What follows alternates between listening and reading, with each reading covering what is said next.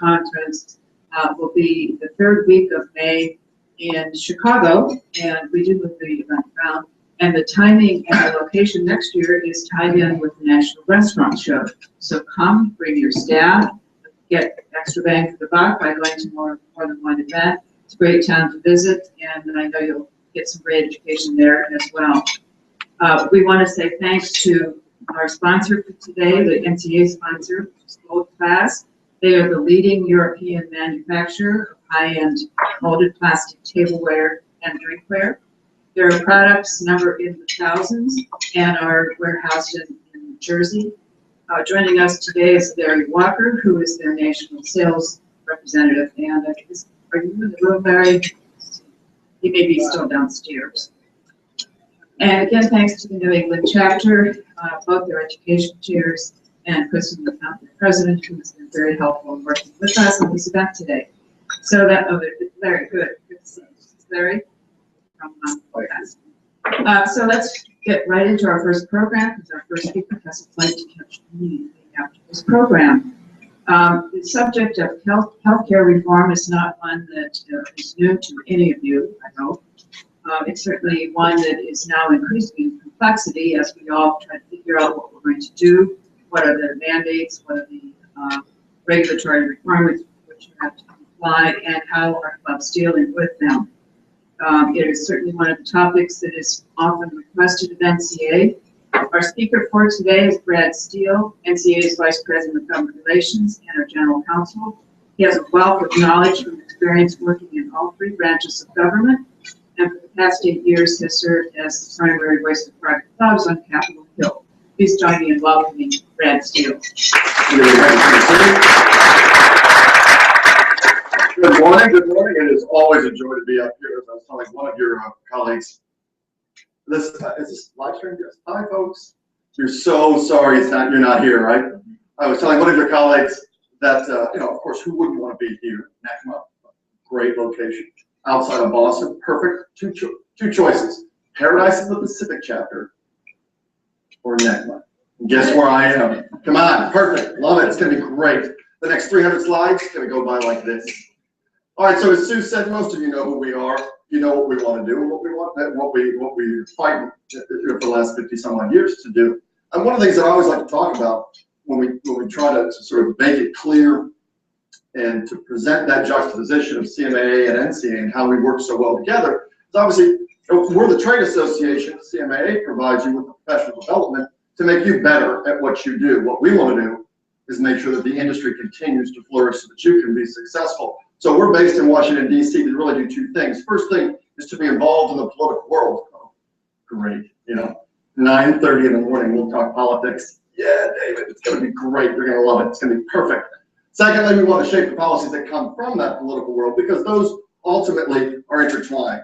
It's the politics and the policies that ultimately affect us and, more importantly, your day-to-day operating regimens. And at the end of the day, that's really what we want to make better for you. So today's roadmap, we'll look at the balance of power, we'll take a look at the legislative issues, talk a little bit about the ACA, and then finally we'll look at the regulatory issues. And that's really where quite a number of problems are arising for private clubs. So let's get right to it. Balance of power, House of Representatives, currently 246 Republicans, 188 Democrats. Following, well, there's one vacancy, Illinois 18, that'll be done September 10th. Republican seat will maintain its Republican leaning, we expect, during that September 10th special election. So at the end of the day, you'll have 247 Republicans, 188 Democrats. The 246 seats, amazingly enough, most by Republican majority since 1947. So clearly, what happened in November was pretty significant. Made a difference, and obviously those policies seem to be resonating, at least in those districts that allowed for some change. And what were those changes? Well, 26-seat majority Republicans flipped 15 seats in that last election, and in areas where we never anticipated that Republicans would be successful, like in Maine, New Hampshire, New York, Illinois, and Nevada. Not traditional Republican sort of bastions, but the policies seem to work, the candidates worked, and that's now provided the Speaker of the House with an opportunity to have that 26-seat majority. Now, why does that matter? Well, it matters quite simply because at the end of the day, there are a number of very, very conservative members of the House of Representatives who don't necessarily want to see things move the way maybe the club industry or the business industry wants to see it move. But at this point, because the Speaker of the House, John Boehner, has 26 seat majority, the reality is, guess what he's able to do? He's able to lose some of those Tea Party conservatives and still pass legislation. That's extremely important for us. Because at the end of the day, you need 218 votes to pass anything. And for the last number of years, the House of Representatives has been extremely pro-growth, pro-business, and most importantly, pro-club. So it's been a good place for us to go for legislation to try and make some changes to what we know needs to be changed. Our problem has always been, though, the United States Senate. Following the last election, that changed as well. Currently, balance of power, 54 Republicans, 46 Democrats. And the last election was a 9-seat pickup for Republicans. That's unheard of. Absolutely unheard of. Really, quite a tremendous undertaking by the Republicans. And to be that successful was very peculiar. They flipped open seats in those 4 states, but more importantly, they beat incumbents in 5 states. Now, the hardest thing to do is to be a United States senator who's running for re-election. He or she has all the money, all the name recognition, been around forever and a day, and as such, you really are not going to be that successful. Not only were Republicans successful in doing so, they were successful 5 times over. So, not a bad result for them. Democrats flipped no seats in 2014, 0. So ultimately, as I say, a big day, Senator Mitch McConnell became the majority leader, but there is one problem, at least from a club perspective. You know, I don't care about your personal politics. Here's the deal. The deal in 2014, Republicans did a phenomenal job in picking up the seats. 2016, 24 seats up for re-election, 10 Democrat seats up for re-election. I mean, that's a significant problem.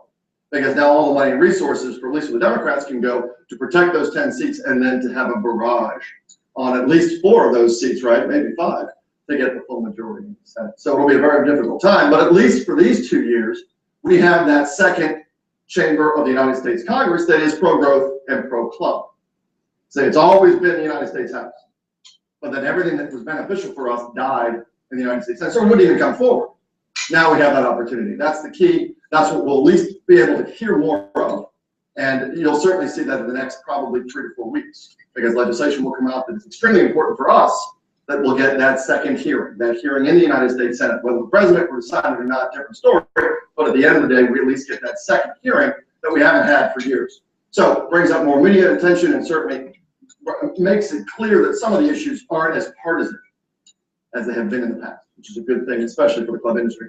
So let's talk about some of those legislative issues. And of course, let's talk about the NCA. I know you're all excited about it. Who wouldn't want to spend the morning talking about Obamacare? Oh, I'm sorry, I didn't answer the question. I meant, who wouldn't want, damn, I hit it again, didn't I? So I know after 5 years, you're probably tired of hearing about it, but at the same time, we consistently receive telephone calls from clubs across the country about some of the major issues that still perplex them. And I understand that they do, because it still perplexes the administration, it still perplexes the Internal Revenue Service, which is the governing body over the employer mandate, and it still perplexes the Department of Health and Human Services. One of the biggest problems we have is this issue of seasonal workers. How many of you have seasonal workers? Anyone here at all? You don't, because you guys just don't. You've got one staffer who does everything. You? Is it you, right? That's it. Seasonal workers. Well, the biggest problem with regard to seasonal workers is that we all have them except the Internal Revenue Service, again, the judicial body that handles the enforcement of the ACA. Actually has 2 definitions of that same employee. Now, who here wants more than 1 definition for your seasonal superintendent? No. But the bad news is the Obamacare does provide that. So the first thing we have to worry about for those clubs that are smaller, those clubs that are close to that 50 threshold, you have to make a determination of whether or not you're actually going to reach that number. If you reach that number, you know you must comply with everything. We all understand that. Well, that's where you have to worry about what a seasonal worker is. So, definition from the Internal Revenue Service: seasonal worker, one who performs services on a seasonal basis. Not bad, that's good. We like that part of it. That's not an issue. Where the work is exclusively performed at certain periods and seasons throughout the year, that's fine. Makes absolute sense. And which may not be continuously carried on throughout the year. We have no problem with the definition of a seasonal worker. Makes sense. I think we all can agree it's a good definition. And indeed, the Internal Revenue Service even said, you know what, we're going to let you use your own reasonable good faith judgment on what is a seasonal worker. Even better. Happy days. Yeah, but the problem arises when you have to count those seasonal workers. Just like your full-timers, just like your part-time employees, all of these seasonal workers must also be counted to determine if you reach that 50 threshold of full-time or full-time equivalents. Now, the good news is you might be able to remove your seasonal workers from that count. Of course, That only happens if they meet this requirement. And that is that your seasonal worker is on property for no more than 4 months. Now let me tell you, I understand in the Northeast, sometimes that season's short, but 4 months ain't gonna cut it, right? So at the end of the day, what that simply means is we really don't have an opportunity to remove those seasonal workers from the count. So if you're a small club and you're at 45 full-time and full-time equivalents, you got your seasonal workers in there, that can really cause a problem because that can bump you up to the 50 full-time threshold and then make you comply with Obamacare, all because of the simple fact that the period of time is only 4 months. If they're on property for 4 months or less, you can dump them from the count. If they're not, guess what? You've got to keep them. I'm giving an example of what this means. So if you look at the typical club across the United States, for what, 7 months, they've got an average of 47. They've got 40 full-timers, 7 full-time equivalents, but then surprise, in May through September, they have those seasonal workers. And because of the fact that those seasonal workers are there for more than 4 months, they have to keep those individuals still counted in count. So at the end of the day, you see that in this example, the club averages 52 full-time and full-time equivalents. That pushes them under Obamacare. So if you've got a smaller club and you're close to that number, you're really going to have to make some determinations that are key. Number one, if you had less seasonal workers, you wouldn't have to worry about being falling under the law. Number two, if you have less months worked by those seasonal workers, only 4 months, fine, you'd have no issues. All of that is something that you now have to take into consideration, and I don't want clubs to forget it. So if you're a smaller club, please keep that in mind. That's how it works. And ultimately, as you see, it's not very easy to do because, again, who has a 4-month season? All right, so the bigger question that we often find is, well, who is full-time? We know that we must offer health insurance. If we're a larger club, we know that we fall under Obamacare. If we do, at that point, the question becomes, is he full-time? Do I have to offer health insurance? So that should be pretty straightforward, right? If he works more than 30 hours per week, done. Issue solved. The reality is, though, we also have some other issues that we have to deal with. Because the Internal Revenue Service had first created this definition of if, based on facts and circumstances at his start date, he is reasonably expected to work full-time, 30 hours or more per week, then you must offer him health insurance. A lot of attorneys across those attorneys are evil. I know we've got, our immigration attorneys are here, that's good. But the reality ends up being all the rest of those crazy attorneys, especially plaintiffs' attorneys, love the IRS's definition of reasonably expected. If he's reasonably expected to work full-time. Well, the expectation was that a lot of employers might say, well, he's not necessarily reasonably expected to work 30 hours or more, so I'm going to have to give him insurance. And the IRS said, I don't like that.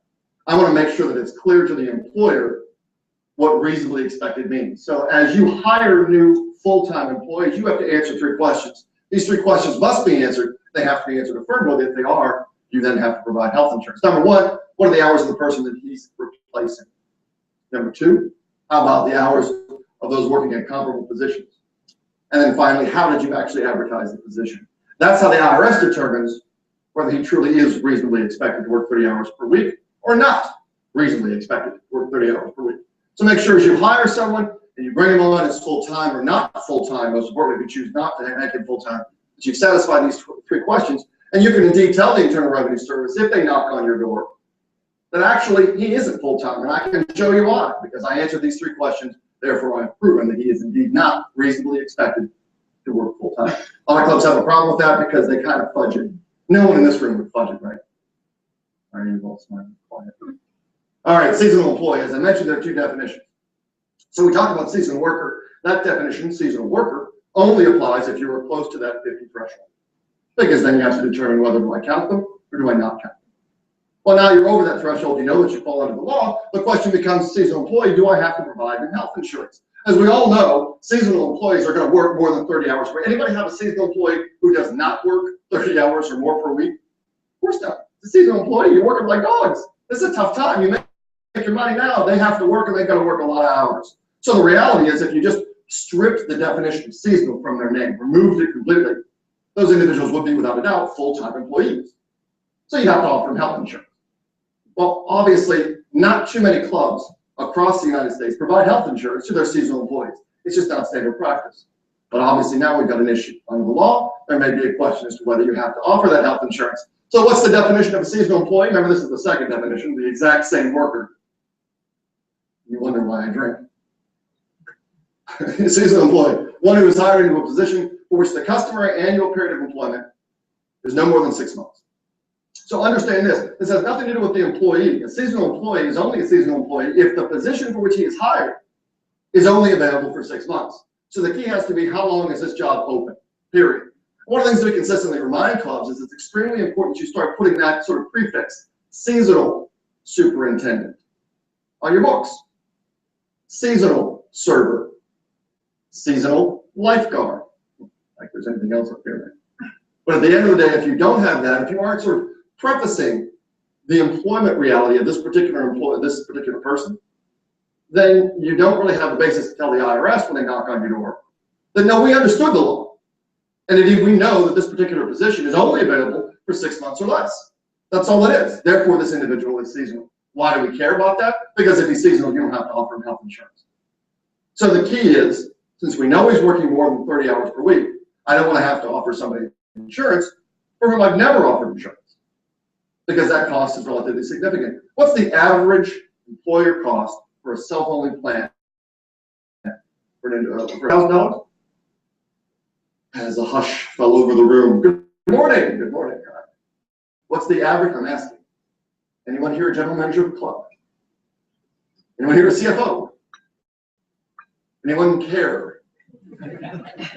How about we just move along? $6,000. So if you have an individual that you're going to provide the employer contribution for health insurance is $6,000, do you understand that if they're there for 6 months, that's $3,000. If you've got 20 employees, that's $60,000.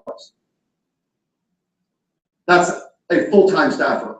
That may be 2 full-time staffers. So it's extremely important that you make sure you don't have that outlay unless they're due it. So the reality is, again, make sure that your seasonal employee is someone who's on property for a position that's only available for 6 months or less. If you have that, you're golden and you won't have to offer insurance. All right, is he a new employee? Again, this is something that we consistently get phone calls about. All right, I'm not quite sure. I think he's new, but I don't know if he's new or not. One of the definitions of the Internal Revenue Service, a new employee is a worker who hasn't been employed at your club for 13 consecutive weeks. It was 26 consecutive weeks. We were able to work them down to 13 consecutive weeks. So if it's less than 13 consecutive weeks, he does have an opportunity to be called new.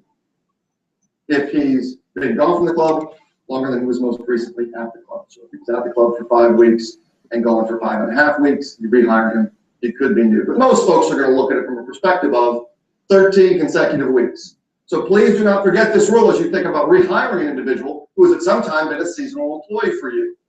So if he's there until Labor Day, and then you want to bring him back for the Thanksgiving Day rush, well, okay, how many weeks is that? September to October, October to November, wait, that's 8. Maybe 12 weeks. If that's the case, that individual may not be a new employee. If he's not gone from the club for 13 consecutive weeks, he is not new. Keep that in mind. Why does it matter? It matters from the perspective of when you rehire this individual, he will either be considered a continuing employee or a new employee. New employee, brand new, slate is clean. You have to look at his hours, make a determination of whether you have to offer him insurance or not. If he's a continuing employee, that may not be the case. And indeed, what the IRS will look at is they'll look at that look-back period. So, well, okay, while he was on property before, how many hours did he work? And now he's gone for 12 weeks. Well, he's not really gone in the IRS's mind. He's just not working any hours. And when he comes back and let's say works the next 8 weeks, gee, how many hours?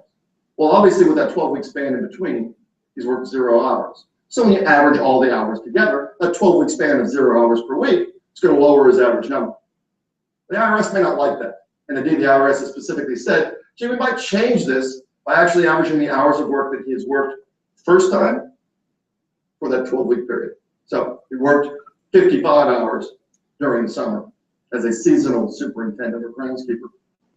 And he worked, let's say, inside as a server during Thanksgiving to the first of the year, 40 hours. Well, 55 and 40, that's great. So now we're going to average it out to, how about 37 hours? We don't want that, because if it's 37 hours, he's above that 30 threshold. So keep that in mind. That's what the IRS is thinking about doing. They haven't done it yet, but they certainly understand the reality that if, it's a benefit in some respects if you actually terminate someone and hire them back maybe 12 weeks later or 10 weeks later, they don't reach that 13 consecutive weeks. They aren't new. But the average hours they were working is what? 0 during those 12 weeks. So it lowers the total overall average, and that's something the IRS is worried about. Keep that in mind. Just understand, new, 13 weeks gone. Away from the club at least 13 weeks. If you have that, you're looking pretty good.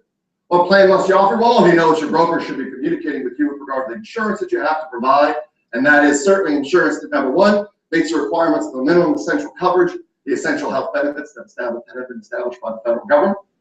10 essential benefits that you have to give to every one of your employees. All of your plans should already have that. Minimum value, a plan with an actuarial value of at least 60%, simply meaning that if I go in, break my leg, and I'm working at the country club, the insurance must provide at least the cost of $1,000, $600 paid for by insurance, $400 paid for by me. And finally, affordability. It's got to be affordable. What does that mean? You have to offer a self-only plan, just at least one self-only plan that provides an employee contribution amount that is no more than 9.5%. And I love this. It can be one of three. You choose. It's up to you for each category of employees. But either the employee's W-2 wages for the year under box 1, so no more than 9.5% of the W-2 wages, or no more than 9% of his lowest monthly hourly rate times 130 hours, or his individual hourly salary, or finally 1/12 of the federal poverty line for a single individual. So in the community, you know, maybe it's $24,000 a year is federal poverty line. So 1/12, $2,000. That means it can't be more than policy premium paid by the employee. It can't be more than 9.5% of $2,000. So you pick, you determine which is better for you. The IRS doesn't care. Just make sure that you can do it consistently with each of the category of employees. But you have to make sure that you meet those requirements, because that, ladies and gentlemen, is how it becomes affordable, the Affordable Care Act. So I'm sure you're all doing this. It's all easy, simple. Brokers got it all squared away. Good. Understand that if this is what's sort of a lot of times folks don't know this. The moment that you provide a valid plan to your employees, they are no longer eligible to go to the healthcare exchange and receive a tax credit or a subsidy. I'll say it again. So the moment that you offer a valid plan, your employees cannot go to the federal government and ask for the federal government to provide a subsidy to help them pay for their insurance premium. Now, how many clubs here have less than 100 full-time employees? All of you have had a grace period, 1 year. You're not on Obamacare right now. You don't have to deal with it. Larger clubs have to, but smaller clubs have another year to deal with this. Great, it's a phase-in period of time. At the end of the day, some of your employees are going to be not offered health insurance because you're not required to. Maybe those who are working 32 hours per week, and your club requires a 35-hour commitment before you offer the benefit of health insurance. Those individuals have actually gone to the healthcare exchange, and potentially some of your employees have actually received a tax credit or a subsidy to assist them in paying for their health insurance. Well, when 2016 rolls around, guess what you're going to have to do? You're going to have to offer those employees health insurance. They're working more than 30 hours per week. When your employee receives the health insurance from you, or at least the offer of health insurance, he may look at it and say, well, I'm really happy. This is a great plan, better than what I currently have from the federal government. However, I like the policy I have on the exchange better. It's cheaper for me because the government's kicking in a lot more than you're kicking in. The bad news is, because you're making that offer, that individual will no longer receive that benefit from the government. So imagine what your employee who has that and is in that situation is going to say when he sees you providing an offer of insurance that maybe costs him double out of his pocket, out of his paycheck, than what he's currently having to pay by being on the exchange. How many of your HR people are ready to deal with that? That's a concern. So please keep that in mind. That's the situation that will arise because you're now required to offer a valid plan. Keep that in the back of your mind, and also begin the process of at least preparing your HR folks, or maybe you as the general manager, to begin the process of discussing with your employees the reality that because you're offering it, they cannot continue to get a benefit from the government to help them pay for the premium. Not fun. All right, when we started this, we talked a little about some of the realities of the House and the Senate. Talked about the fact that we've got a more pro-club House and Senate now, Senate being the key.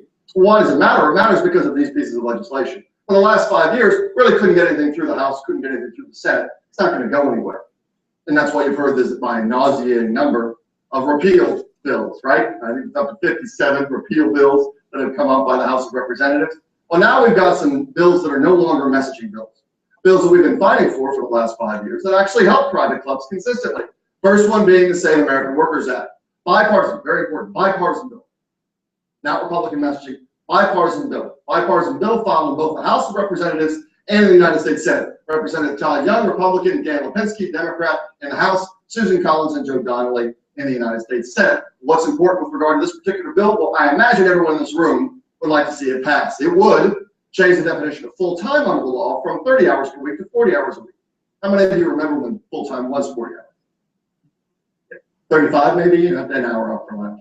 So at the end of the day, providing a benefit to an employee who is not in our minds full-time is just not right. And indeed, it's not just us who say that. This is where I take a pause so the folks can really grab hold of their chairs, their armrests, as I talk about the AFL-CIO. They're great guys.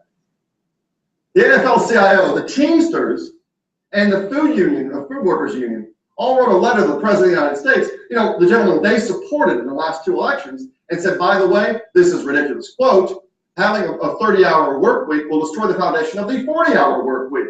That definition of full-time is not appropriate, they've said. And that's not the business community saying it. That's not NCA saying it. That's the unions saying it. So at the end of the day, this is absolutely a bipartisan measure that will change a very bad portion of this law. Well, what's the benefit? Well, the benefit of having this law changed certainly will benefit your bottom lines, but it also is benefited by the fact that the House and the Senate both are in Republican hands, because both chambers now will have an opportunity to discuss, bring up, and vote on this bill. And indeed, last year, the House of Representatives brought up this bill. It passed 248 to 179 with 18 Democrats. I know, 18 Democrats. Doesn't sound like a lot. It actually is a huge number. I understand the law passed with that one Republican supporting it and not one Democrat opposing it. Now we have 18 Democrats, at least last year, who said, guess what? I've got small businesses in my district that do not believe full-time is 30 hours per week. Doesn't work. 18 Democrats came forward. When it passed the House of Representatives, what does it do? It goes to the United States Senate. Because the Senate was under Democrat control, Senate Majority Leader Harry Reid said, thank you very much. This is not coming up for a vote. I don't care. Period. He has the right to do that. He was the majority leader. He sets the schedule. So there was no opportunity for legislation that actually benefited clubs to get a hearing in the United States Senate. Well, lo and behold, after the election, what happened? Obviously, it passed in early January in the House of Representatives again, 252 to 171, with 12 Democrats. We didn't lose 6 Democrats' support. Those 6 Democrats lost re-election. So at the end of the day, you've got 12 Democrats again, bipartisan, supporting it. The Senate now, surprise, surprise, will take up the legislation. We now have an opportunity for that second megaphone to talk about an issue that is not partisan. It's a bipartisan bill that actually helps private clubs, something we all want. Anyone here want to keep it at 30 hours per week? So the reality is it's a benefit. And that's what happened. We started with the discussion of what's in the House and the Senate, because now we have an opportunity for that discussion. That's what we want.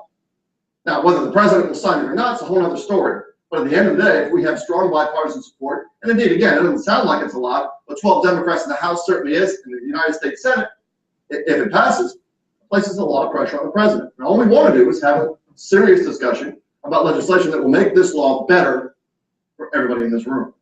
This is one of those bills that will do that.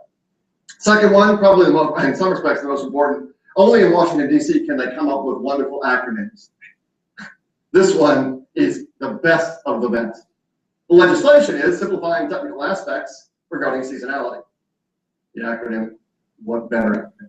The STARS Act.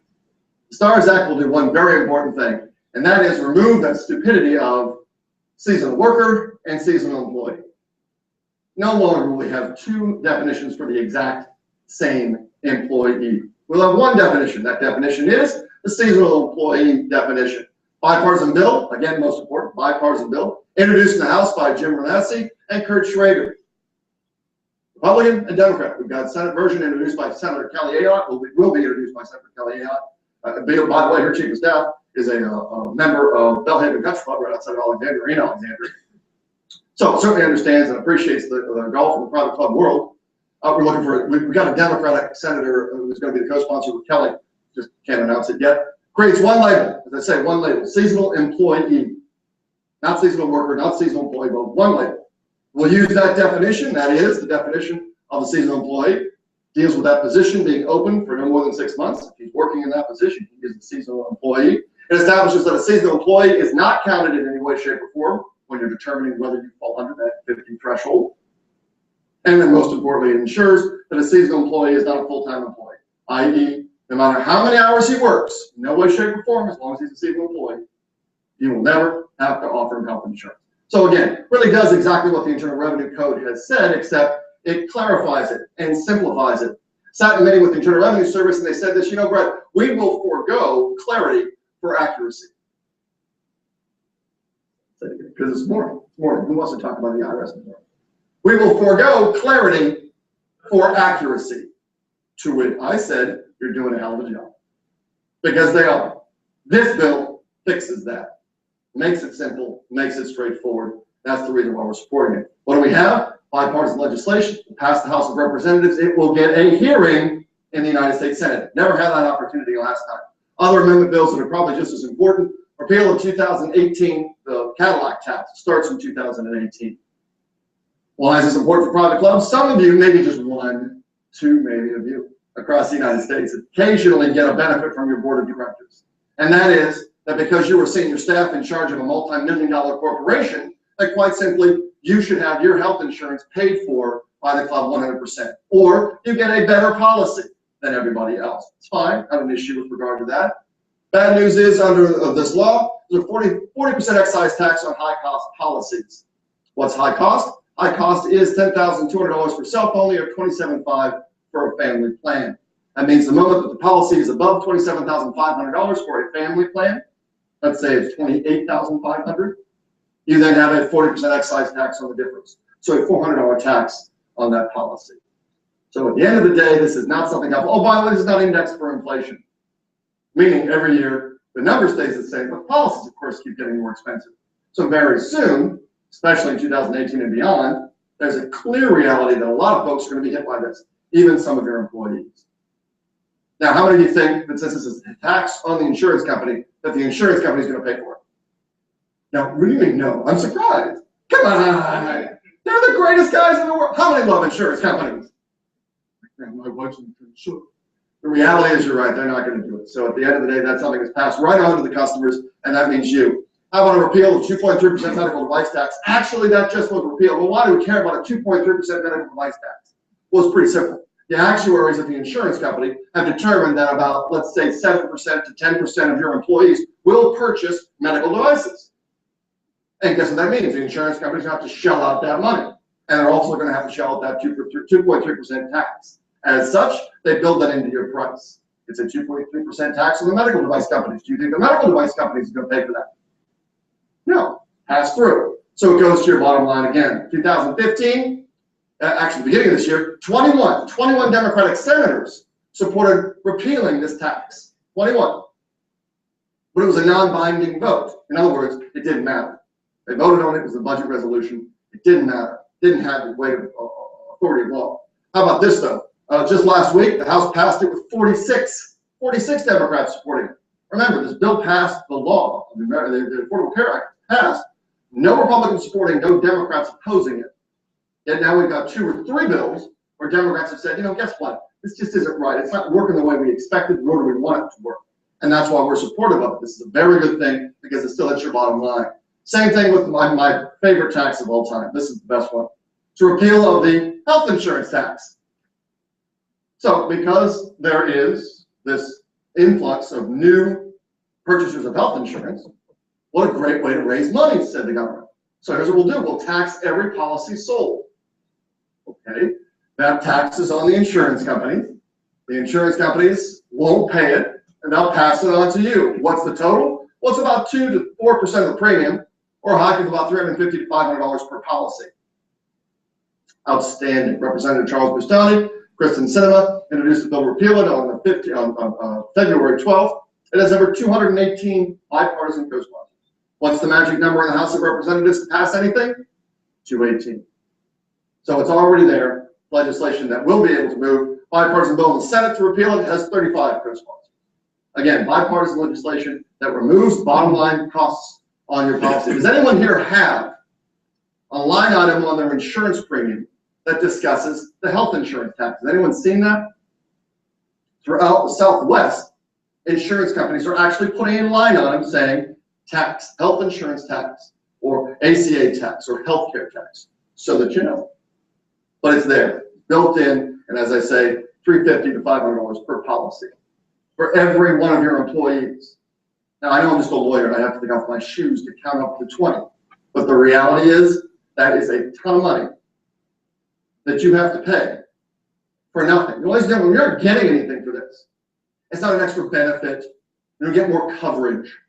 This is a tax.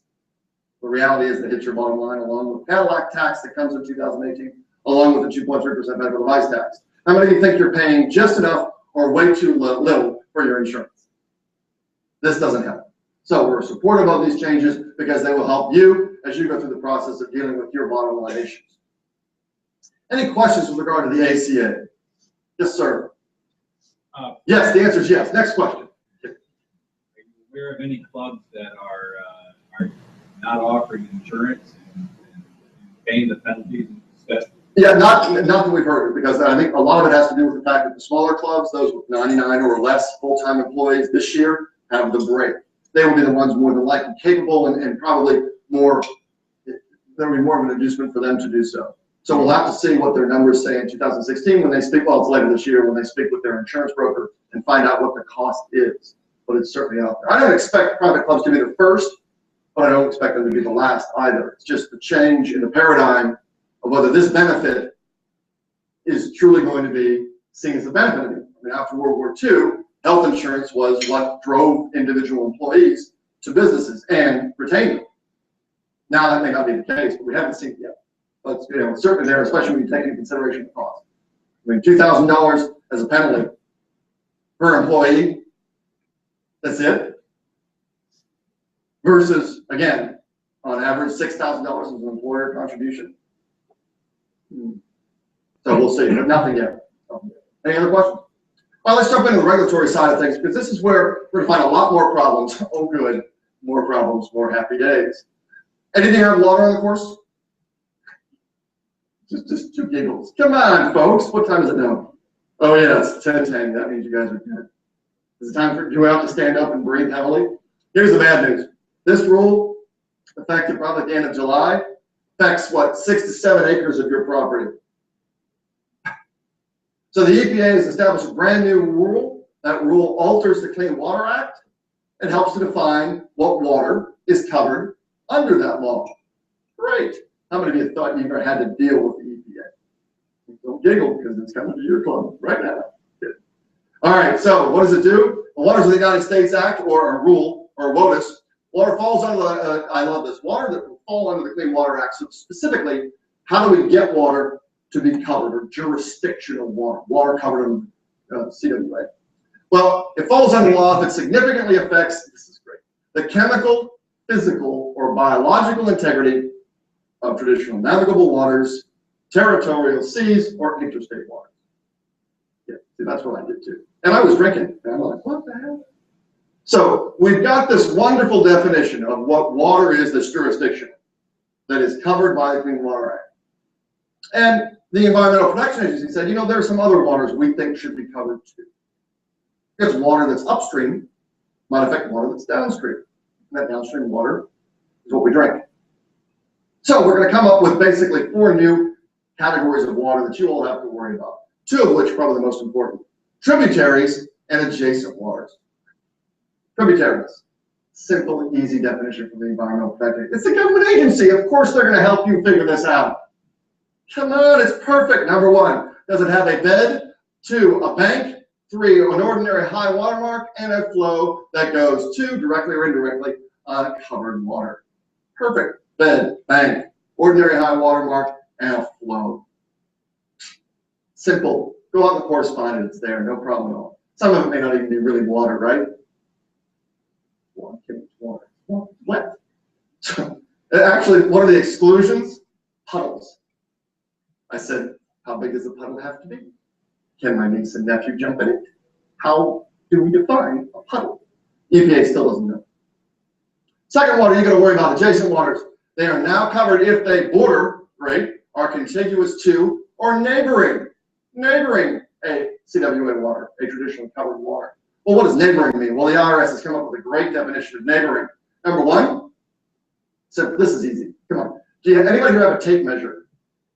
That's all you're gonna need. Just one tape measure and some hiking boots probably if you've got an elevation change on your course. So the reality is, what do you have to do? First, you got to find covered water. Then you got to find the 100-year floodplain. The what? Don't laugh. You think that's not the 100-year floodplain, not the 50, not the 25. The one that never happens. A 100-year floodplain. You find if you have water that is within that 100-year floodplain, that's within 1,500 feet of your water, it is a neighboring water. Outstanding. Perfect. Easy. Don't laugh. Look, I'm trying to get through this with a straight face. Stop it. I'm serious. That's not good. How about this? If you're 100 feet from a covered water, you're neighboring. Just take a tape measure. All right, probably 3. What do you get? 25 feet on the tape measure? You're going to need 4 of them. You have 4 tape measures. Take them out there. It's not a problem at all. There's no determination of how do we deal with this with the topography, of course, right? So if we've got undulating hills, do I have to deal with the height straight through it? What do I do? EPA has no idea yet, but they've issued the rule. Congratulations. So that simply means for clubs, ponds, creeks, brooks, covered now by the EPA. Well, why do we care? Occasionally, 1 or 2 clubs across the United States might actually utilize fertilizers or chemicals on their greens and fairways. Anyone here do that? So when they do that, it might actually run off into this tributary. If it goes into this tributary, the tributary that's now covered jurisdictional water, you have to have a permit. A permit, I think it's a 402 permit from the EPA. If you have that permit, you can then discharge, in essence, this effluent into this tributary. How many of you want to kill me now for talking about this? The reality is this is a significant issue for private clubs across the United States. So if you've got water, with the water that you have on your course, you have to begin the process of worrying about it. Because we are part of the National Club Association, we have to do it. We don't do either because EPA doesn't know.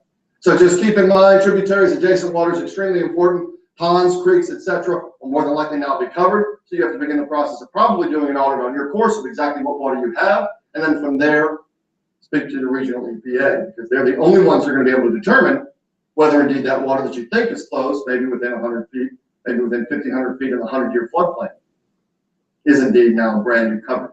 There is an exclusion. There are a number of them, but they're not very clear. Surprise. Again, it's from the government. Exclusions for irrigation and artificial ponds, groundwater, puddles, again, stormwater control features, those are excluded. But a number of those exclusions, those waters that will not have to have a permit if you discharge chemicals, fertilizers into them, have to be from dry land. That before you put the water on it, the land had to be dry. Now, interestingly enough, you might assume that in this rule, the Environmental Protection Agency actually defined what dry land meant, right? Wouldn't that make sense? That's the basis of the exclusion. The EPA actually said in the rule, well, because there is no clear determination of what dry land is, we will not provide a definition. Isn't that the exact reason why you put up a definition? Because there isn't something clear, we're going to make it clear. So again, they've obviously taken a page from the Internal Revenue Service and given up a lot of clarity for accuracy, because all they've told us is guess what? If it's water on dry land, that meets one of these exclusions. You're fine. Don't worry about it. But they've not defined what dry land is. So, House of Representatives has brought forward the Regulatory Integrity Protection Act, passed the House just in May. If it doesn't pass the United States Senate, there is Senate legislation that we're supporting as well that will destroy, turn off, throw away this rule. We'll go ahead and begin the process of filing litigation because clearly it ain't clear. There is no way for all of you in this room to begin the process of actually complying with the EPA's new WOTUS rule because you can't tell not only what the water is, but whether you meet the exclusion. But I understand it's out there and there are significant penalties if you fail to comply. Additionally, one of the biggest problems with regard to this is provide civil suits, civil causes of action for any individual who wants to sue you. So it doesn't have to come from the EPA. It can actually come from a citizen who doesn't like your club. So keep that in mind. And certainly any of your members who might wish to do that would have the right to do so as well. I would assume they wouldn't do that, but stranger things have appeared. Stranger things have happened. All right, so that's the water side. Now we're all wet on WOTUS. Let's talk about what the Department of Labor is doing. Department of Labor, coming up probably this Friday, 26th, will provide brand new determinations of overtime rules for all of your employees, basically. All of a sudden, now I see the pens being picked up. Wait a minute. All right, so what's the rule? New rules provide? Well, obviously, to be an exempt employee, to be exempt from overtime, an individual employee, whether salaried or hourly, has to make more than the minimum salary, minimum weekly salary. Minimum weekly salary is $455 under the current law. $455, established in the 70s. Whether you're salaried or hourly, doesn't matter. Here's the deal: more than $455, you don't have to get paid. Potentially, you don't have to get paid overtime. The rule that will modify, come down probably Friday, as I say, will change that significantly. Now, the minimum salary requirement will be probably around $910 per week. $910 per week. That means every one of your assistant clubhouse managers, your sous chef, who may be salaried, all of your mid-level managers, who were probably working more than 40 hours per week, surprise, now will have to be provided overtime, should they reach that 40-hour threshold and not meet that $910 per week or $47,320 per year. Well, let's say they actually meet that requirement. Greg's taking a snapshot of it. You're going to get the PowerPoint, I swear to God. We're going to give them the PowerPoint? Yeah, no, I'm kidding. Take a picture. Sorry. I'll photobomb it later. It's fine. So the reality is, don't forget that not only do they have to, so we've got the folks making $910, assuming it's $910. It's not yet established, but our gut feeling is it's going to be $910 per week or $47,000. Not only do they have to meet the requirement of that minimum weekly salary, but to then get the exemption, they have to meet the primary duty test. Primary duty test, pretty straightforward. Current primary duty test, most clubs use the white collar exemption of executive. Means that number one, that individual employee, primary duty must be to manage the club or a distinct part of the club. Well, that shouldn't be too bad, right?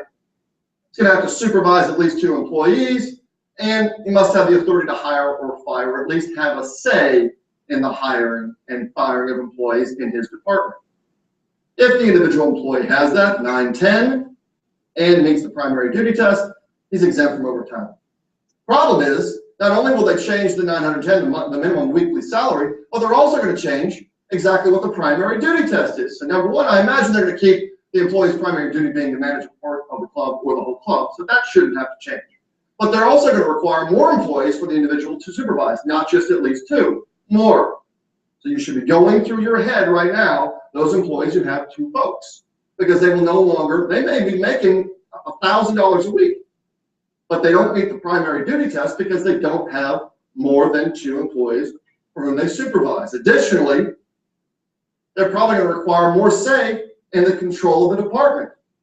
Now, a lot of general managers, surprise, not the type A personality, but you don't want to provide that kind of control that will be necessary to meet the requirement of the primary duty test. As such, you may have to either give up that control or, again, ensure that that employee does not work more than 40 hours per week, or you're going to have to provide overtime for those employees. The administrative and professional exemptions will also be altered, though that doesn't really apply to clubs as much. As I say, the new rules to be, I expect this Friday, 26th, from the Department of Labor. The President has made this a #1 priority. This will not go away. No legislation will be brought up that will be successful in removing it. It is here. Good news is it hasn't begun, and it won't begin probably for 6 to 8 months. But understanding us must begin now thinking about it, because the President isn't going to budge on this. They will give us an opportunity to submit comments once these proposed rules are out. Oh, thanks. And the Department of Labor will look over these comments and then file them in the circular file. There will be no changes to this rule. What comes out, I expect to be the final product when it is signed, T's crossed, I's dotted.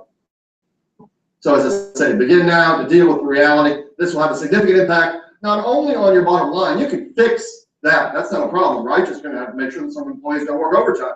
Bad news is, how will your members deal with it? What are your hospitality side of your business, rather than just making sure that you do appropriate financial management? because this is going to change things. There are no two ways about it. Add to the fact you have to deal with water that's now covered by the Environmental Protection Agency, and that's why all of you are going to start drinking. All right, next, ambush election rule. Nothing better than being ambushed. The National Labor Relations Board, I'm sure you all know, we've talked about it for years. National Labor Relations Board, 5-member board, establishes a connection between union and management, helps to resolve disputes between union and management. It also helps to conduct elections for unions coming into a business. On April 14th, 2015, this year, 2 months ago, unions are now allowed to have an election within 15 days from the day that they file a petition with the National Labor Relations Board. 15 days. 209 petitions were filed in the first 24 days that this rule hit the books. 209. So that's a lot. Obviously, our biggest concern, twofold. Number one, it limits the workers' ability to actually get information. Occasionally, I know this is a surprise, but occasionally unions might use a bit of hyperbole. Here's what we're going to get you. I'm going to get you 74 days off. I'm going to get you a 30% raise, and you get to wear shorts. That's what happens when you deal with me as your union rep. Occasionally, that's what unions do. And sometimes your employees might actually like that. And they don't quite understand that that's not what can actually be provided. And with a 15-day turnaround time from the moment the petition is filed until they actually go into that secret booth and actually push the pin through yes or no, and obviously limits the ability of the workers to receive important information about exactly what's going on. Amazingly enough, a guy that you all know pretty well and knew pretty well in this state, this Commonwealth, actually have a real concern with regard to this. Indeed, in 1959, comment was a 30-day period before an election was necessary, quote, to safeguard rushing employees into an election where they're unfamiliar with the issues. Not the National Club Association saying that, not the business community saying that, JFK said that. So the reality is a 15-day period of time is ridiculous, and it will hurt your employees. More importantly, it will also hurt you, because there is no way that you're going to be able to prepared for an election 15 days after the date that you receive notice. I mean, usually these things happen this way. They file a notice of election on Friday, Saturday, Sunday. Then you get the fax. How many of you still have fax machine? You'll get the fax. That's Monday afternoon. You're going to hire the lawyer, sit down with the mid-level managers to make sure you don't violate the law, because you more than likely will have a mid-level manager say something like, what are we talking about? Unions are crazy. That's ridiculous, which is that right there is a violation of the National Labor Relations Act. So now you've only got, what, 11 days to get the lawyer to prepare your defense, your election campaign strategy. Oh, and in between, you got another weekend. So now you're down to 9 days. How many think you can effectively battle a union that knows the rules inside and out and is prepared for this in 9 days? Anybody? Most of you won't be able to get an attorney within the first 4 or 5. So as you see, this is a significant issue. How many of you are union clubs already? You're like this, yay, thank God, keep them happy.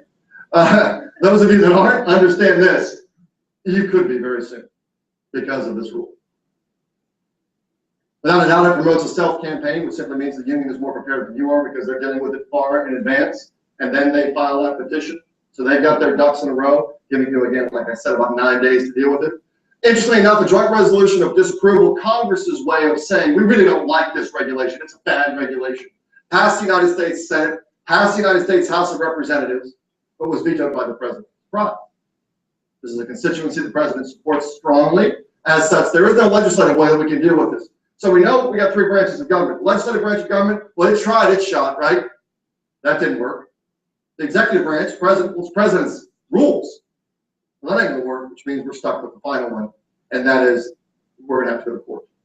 And indeed, there are 2 court cases that are currently pending with regard to this particular rule. One is on appeal. One is still pending from the DC District Court. So we'll see what happens. But at the end of the day, the rule's in effect. So the moment that you hear just any musings of union or concern, you need to get your lawyer in line, and you need to begin the process of warning about it. And hopefully get in touch with those employees so that they aren't brought down the path of union organization without knowing what's going on. Even better, National Labor Relations Board not only provides assistance for unions as they deal with elections, but they also provide case law. Yay! And here's some of the case law they provided. Verbal communications. NLRB ruled that the union employees, again, have to be employees though, but union organizers, so was it Norma Ray? Norma Jean? Which one? Norma Jean was Marilyn Monroe, right? So Norma Ray standing up on the chair, as long as she's a union employee, that's fine. But the union organizer, I'm sorry, the employee for you, the union organizer inside the shop, she actually could go into the office, probably the general manager's office, be easier that way, to utilize the company email system during off hours to send out propaganda to say, hey, look, it's time that we join the union. We think unionization is good. How about joining us? They can use your club's internal email system to communicate with the folks. So, happy days. Overturns a 2007 ruling that specifically said, well, the employer gets to determine exactly who could utilize, especially for business purposes, who could utilize my email system. Nobody else can. Now the National Labor Relations Board says, well, your employee can, especially if he or she is a union organizer. Especially healthcare. Ruling that handed down that said, by the way, we can actually have smaller subsets of an employee group that will be unionized rather than the full group. How many of you have pools? You're going to have to put your hands up. I have more slides. I will pull them out. How many have pools? Hands up. Pools. Happy days. Great. You got servers who work outside who deal with the folks at the pools. Yes? Great. How many of those folks? Maybe 15, 20 folks? How about you got your inside grill folks? 60 servers, coach, all the rest, right? What would be easier to get half of? 20 or 60?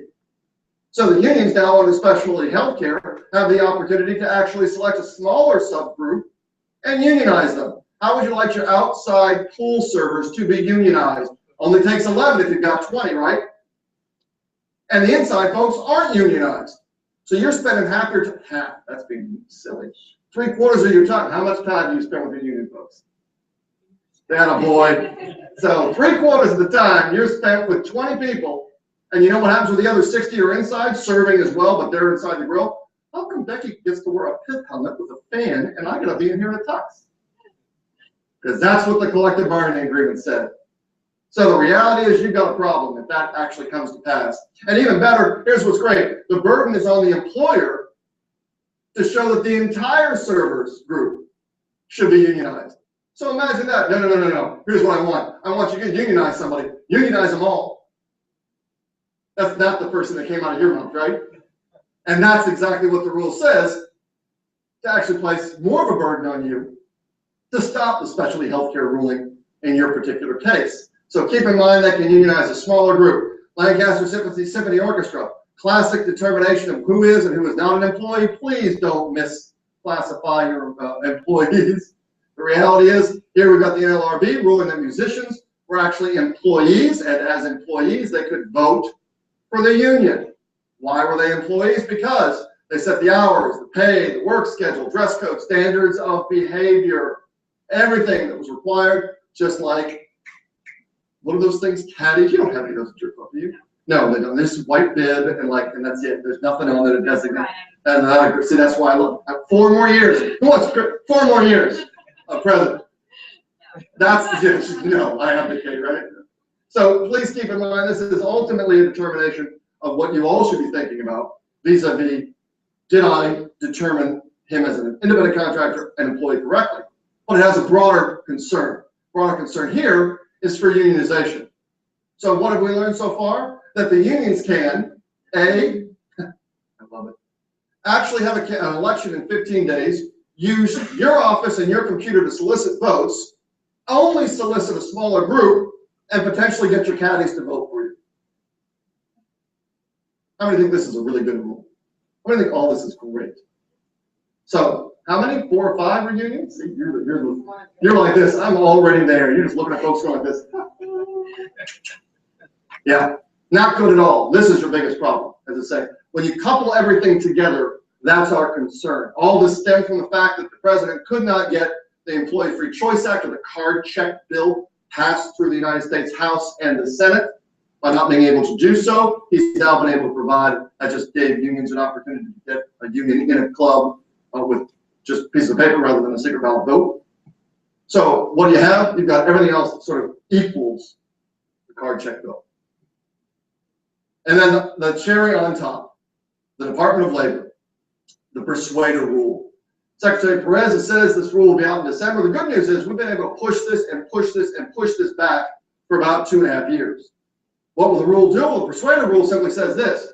Well, anytime that you as a club were to hire an attorney to help communicate what the union really means or doesn't mean, or what a union organizing campaign means, now you have to disclose that to the Department of Labor.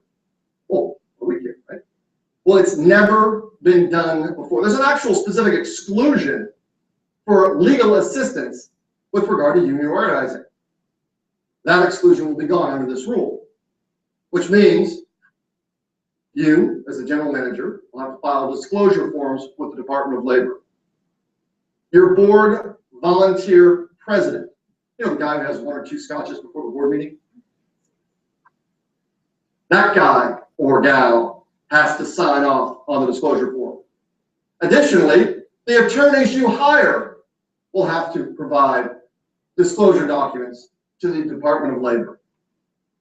And they'll have to disclose the clients that they have been hired for in the same environment and what they charge. Where are the attorneys? Where are our immigration attorneys? Where'd they go? They left? They left? They knew I was talking like, oh God, he's awful. The reality is there's not one lawyer in the country who's going to provide fee schedules to anybody. So now you've got a disclosure form that requires them to provide clients and fees. How many lawyers are going to do that? So they're going to step away from that practice. So this really has basically a systematic effect of removing attorneys from the practice of preparing and helping businesses as they defend against union organization. So I got smaller unionizing group that they can have, especially healthcare. Do it in 15 days. They can use my office to solicit. I'm going to make sure that my independent contractors are truly independent contractors, and the lawyers that I hire, well, the pool is smaller now. Smile. It's the government. They're here to help. Not fun. We've been working against it for a long time. As I say, we've been successful for about 2.5 years pushing it back. Labor unions obviously want this rule along with all the rest of the rules because they've only got 11% of the workers currently. And interesting enough, lowest since '83, only 7% of private sector workers. See how lucky you are? One of the 7, you're the 7%er, baby. Yeah. So the reality is they need more, and that makes sense. We understand that's where they get their dues. We're a dues organization. We all know that, right? That's what we are. But this one doesn't help us by any stretch of the imagination. So be prepared for Christmas, and I would not be surprised if it's the 23rd of December that they issue the rule, but they will issue it. When that comes down with everything else, it's going to make things even worse. And finally, let's sort of tidy up with some of the ACA stuff. I know that you all know this, but I want to make sure that at least we discuss 3 important regulations that you need to deal with. Obviously, the first one, and Kevin Riley can certainly talk to this as well, clubs with 50 or more full-time employees must file brand new reporting documents with the Internal Revenue Service. Happy days. So you've got your section 6056 forms for each full-time employee and one that goes to the Internal Revenue Service in terms of the employee statement. 1094C, 1095C, each will cover a significant amount of information, disclosing to the IRS exactly, for instance, what policies you've offered, what insurance premium costs, lowest premium costs, how many employees you have on the plan, how many were offered, et cetera, et cetera. So in essence, busy work for the Internal Revenue Service. What is this for? Well, this is for them to determine whether they should fine you. So you're providing them the gun and the ammunition. Thank you. Happy days. Make sure you file it. You'll also file a document with your employee to provide him the same information. In essence, it will be somewhat akin to the W-2 form that you have to provide them. So filings are due next year, February 2016, if you're filing electronically at the end of March. And obviously, much like the W-2, you'll have to file the employee statement by the end of January 2016. All the information you collect this year to file at the beginning of next. Waiting periods, we know that this obviously is already there. It's on the books. We all should be dealing with it. Clubs with 200 or less full-time employees, you have a 9-day waiting period for a new employee before he must be offered health insurance if he is full-time. Don't forget, to determine if he's full-time, you've got to answer those 3 questions to determine if he is indeed reasonably expected to be full-time. 90 days, understand 90 days is a solid number, count the weekends and count the holidays. Applies to all clubs. I don't care how big you are. If you're under 50 or above 50, it doesn't matter. This is across the board change. Clubs with more than 200 full-time employees, understand you get a benefit right now. Right now is that you do not have to automatically provide a new employee health insurance. That is a requirement under the law. However, the regulations have not been issued yet because they're still fixing them.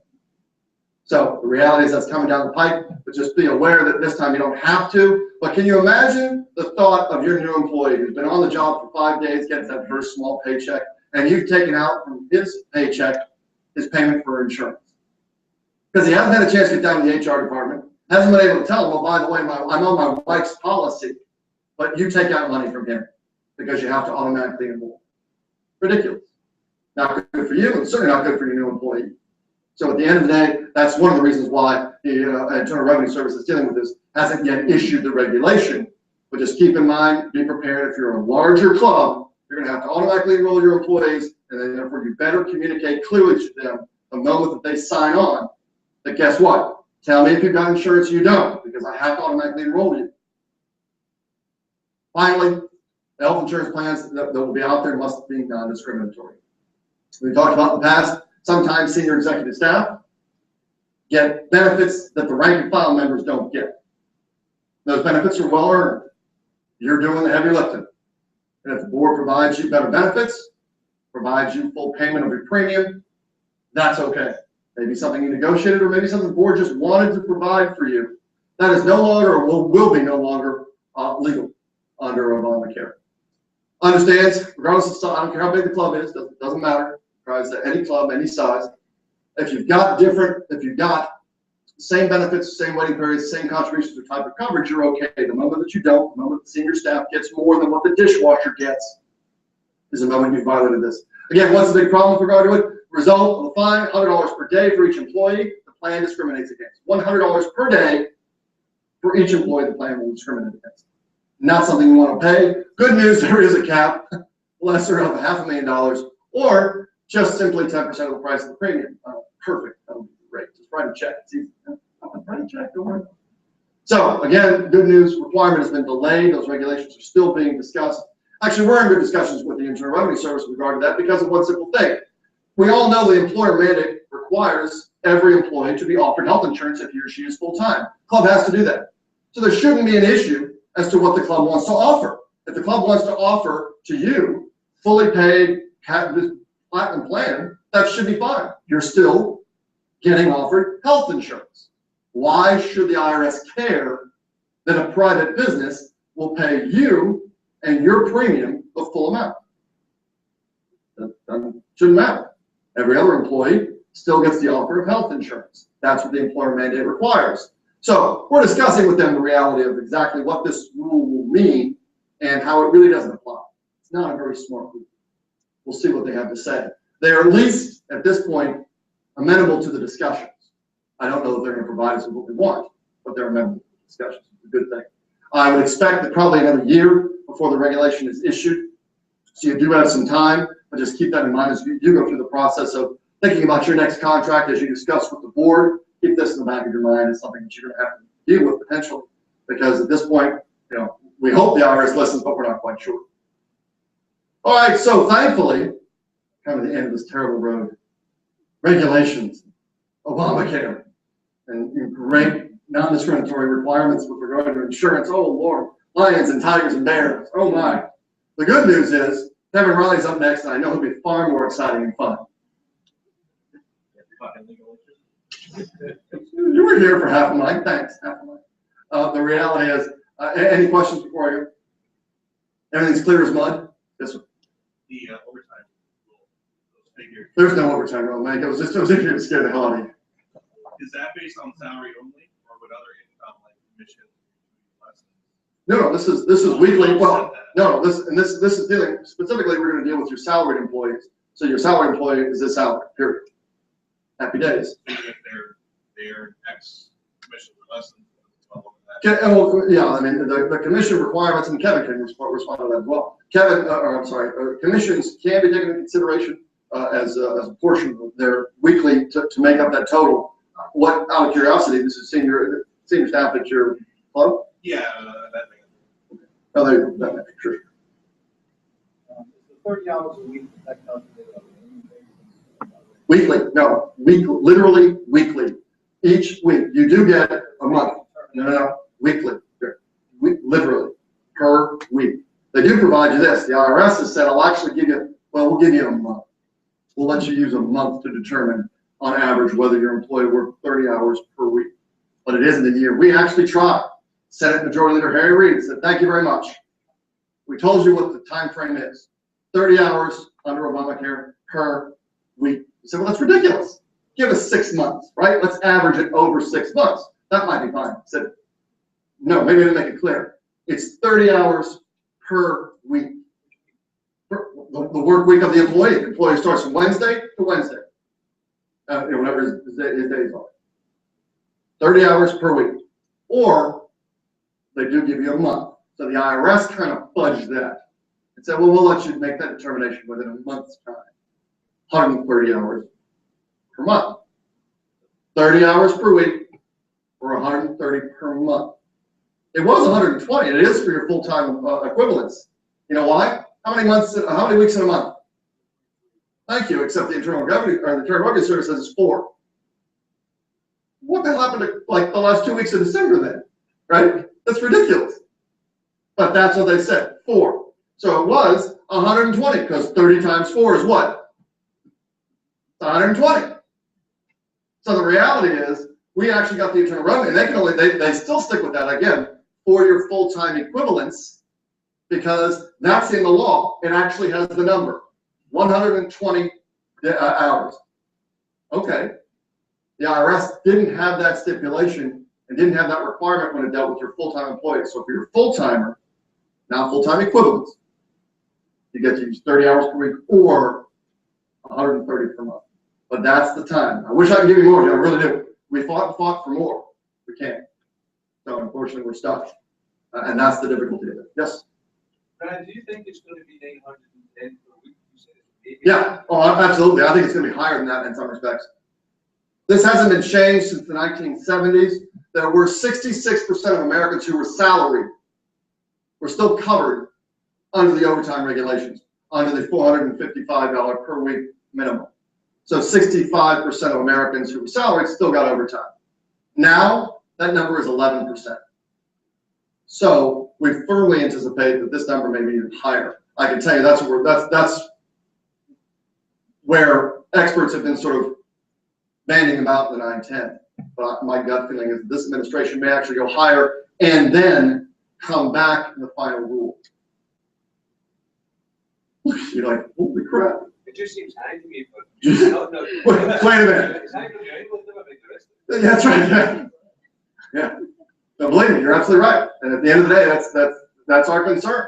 Can clubs pay it? Of course they can. You're gonna find a way to do it, but it's then you're gonna deal with additional employees who are working more than 30 hours per week. I now have to offer health insurance too. Okay, great. I have to deal with union organizing. I got this WOTUS thing that I got to deal with. So I may have water that requires me to get a permit from the EPA, and I got to pay for this.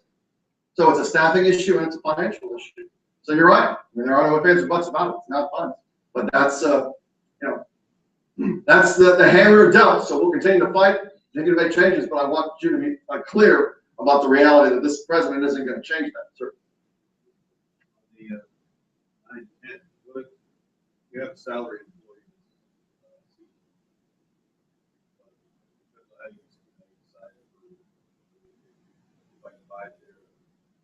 Pay by 26 or 52. Yeah, well, I mean, it's still the time that he's there. So if he's working there and he doesn't make $910 per week, then overtime. The only time I deal with the 910 is also then do I deal with the primary duty test, right? So they're coupled for me to get the exemption for a salaried employee. Any other questions with regard to all this? Yes, ma'am. Real quick, Brad. With our sick pay law here, Yep. What's the buzz nationally about that? Oh, well, actually, on the, who was it? Oregon, I think it was Oregon, who just passed it as well. And paid sick leave is, certainly on the federal agenda, and it was more so when the Senate was in control of the Democrats. It's not now. So it won't pass the United States House or the Senate, so it won't be a federal legislation with regard to it. But much like the minimum wage, you've heard and seen numerous times, states take the lead with regard to it. And that's really what we're finding. We're finding now the states are becoming really they are the laboratories of democracy, but they're the places that consistently begin to put these policies into place. So it won't be a federal issue, it'll be a state one, and we're watching all, and we put our 2 cents in when chapters from CMA contact us, when GCSA contacts us, when PGA sections contact us. We're happy to help, but at the end of the day, in some respects, thankfully, but it's not a national issue right now, only because of what took place in November. But it was on the agenda, and there will still be discussions about it as we get closer and closer to the next election. Well, this will be a great issue for the likely Democratic nominee Hillary Clinton to talk about, and that's smart. That's just good politics, but it won't pass. Anything else? You're all sick of me? Y'all ready for a break? Well, thank you all. We appreciate you coming to our conference. It's been great to have you. Thank you.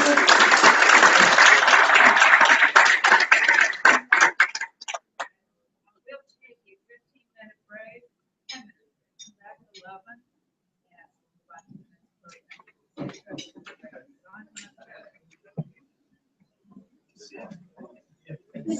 How you doing, Dan? Sure.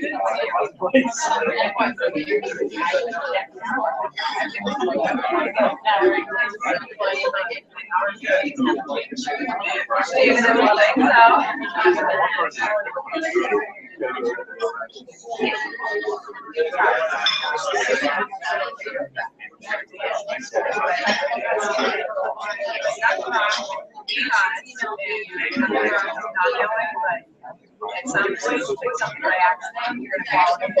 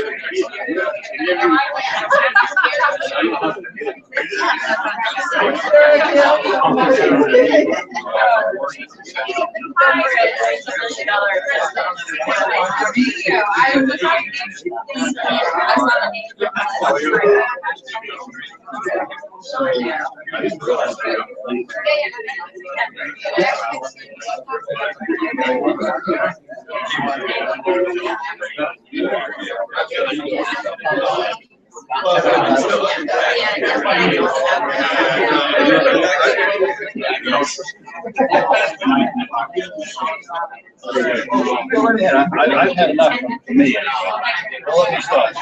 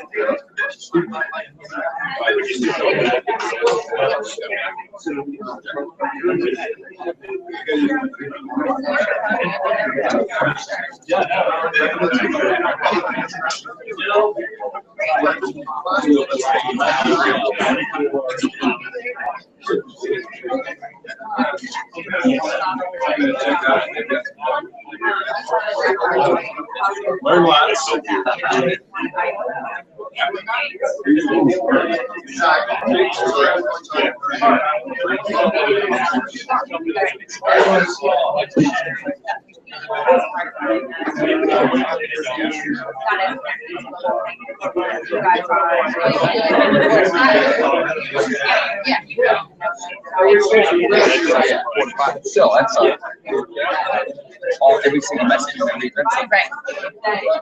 Did they get 3?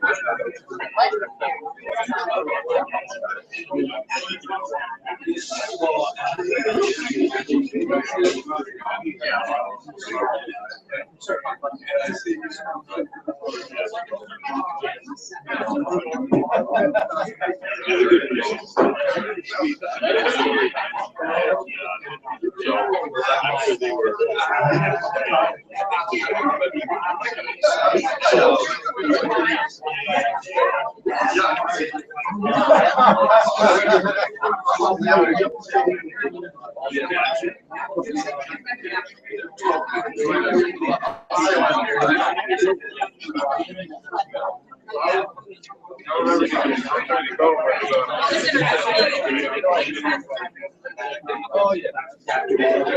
Build a house and sell it.